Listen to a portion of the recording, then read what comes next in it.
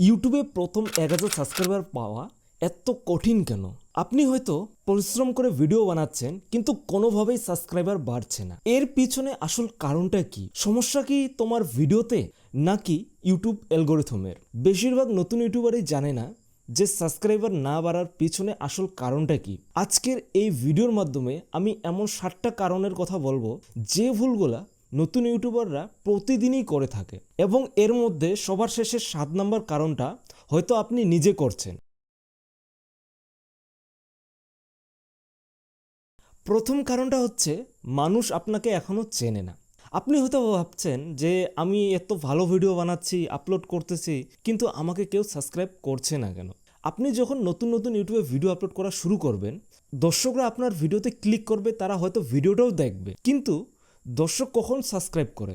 যখন তোমার ভিডিও দেখে মনে হবে যে এই ধরনের ভিডিও আমি এই চ্যানেলে আরও দেখতে পাবো। তোমাকে প্রথমে তোমার চ্যানেলে বেশ কয়েকটি ভিডিও আপলোড করতে হবে, যাতে দর্শকদের একটা রিজনেবল মনে হয় যে এই চ্যানেলটাকে যদি আমি সাবস্ক্রাইব করি, নতুন কিছু জানতে পারবো বা এখান থেকে আমি নির্দিষ্ট কোনো ধরনের ভিডিও দেখতে পাবো।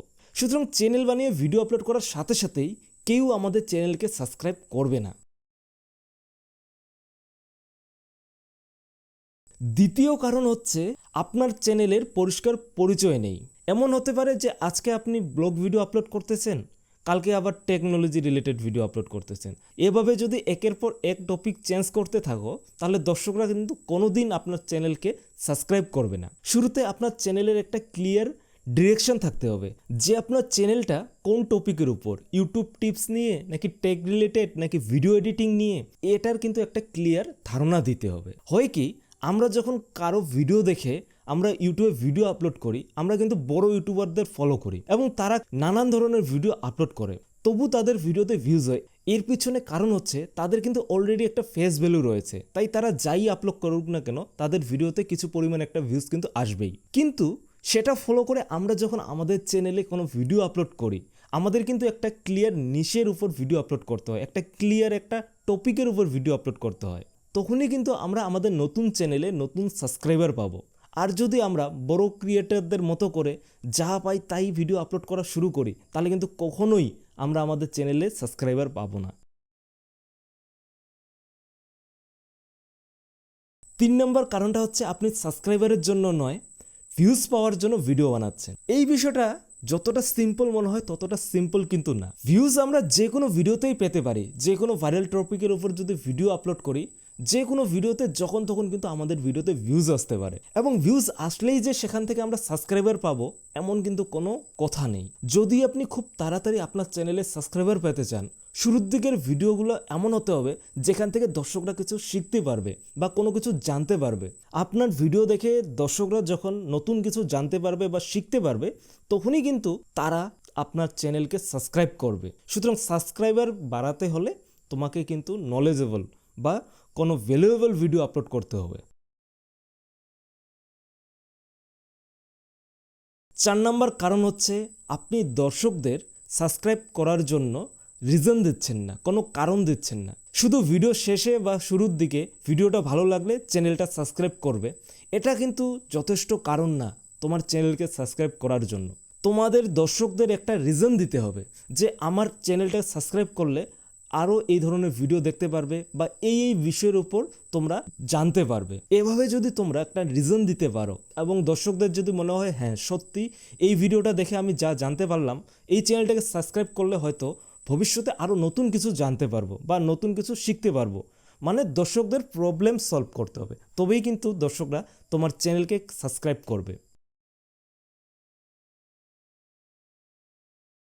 5 নম্বর কারণ হচ্ছে আপনি খুব তাড়াতাড়ি হতাশ হয়ে যাচ্ছেন। 8-10টা ভিডিও আপলোড করার পরই হতাশ হয়ে পড়ছেন যে আমার ভিডিওতে ভিউজও নেই, সাবস্ক্রাইবারও পাচ্ছে না। এভাবে হয় না। ইউটিউব একটা প্রসেস, ইউটিউব একটা কোম্পানির মতো, সেটাতে সময় দিতে হবে।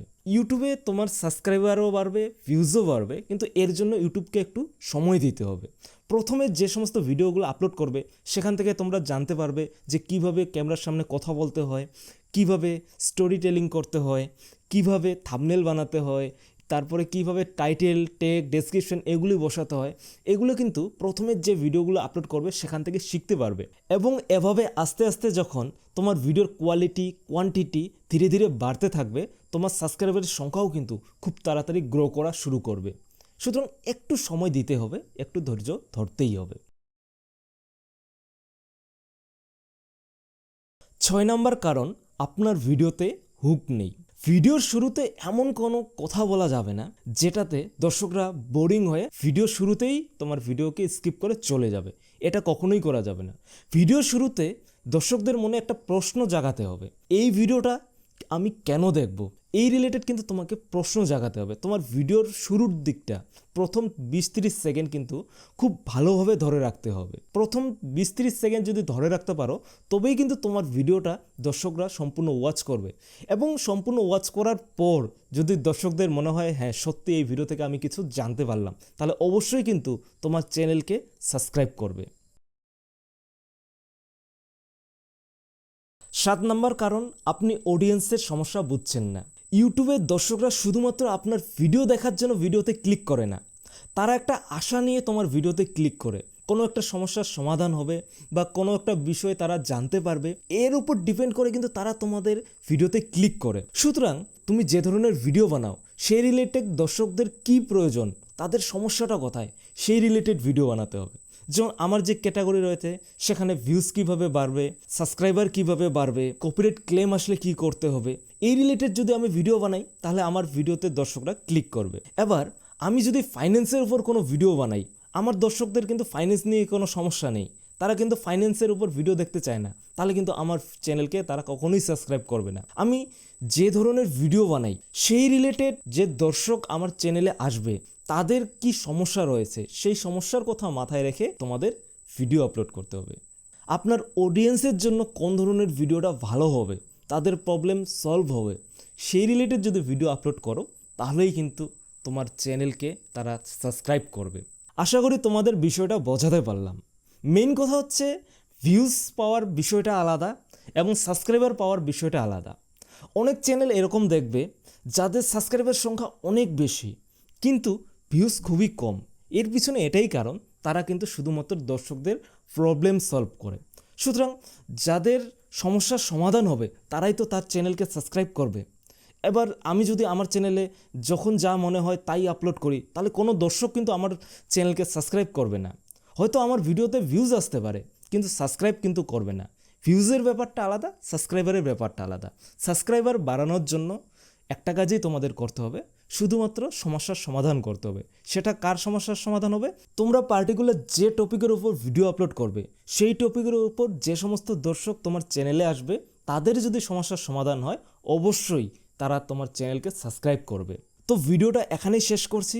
যদি ভিডিওটা ভালো লাগে থাকে তাহলে অবশ্যই একটা লাইক করে দেবে এবং চ্যানেলে যারা নতুন তারা অবশ্যই চ্যানেলটিকে সাবস্ক্রাইব করে বেল আইকনে অল প্রেস করবে। দেখা হচ্ছে আরেকটি নতুন ভিডিওতে। ভালো থাকবে, সুস্থ থাকবে।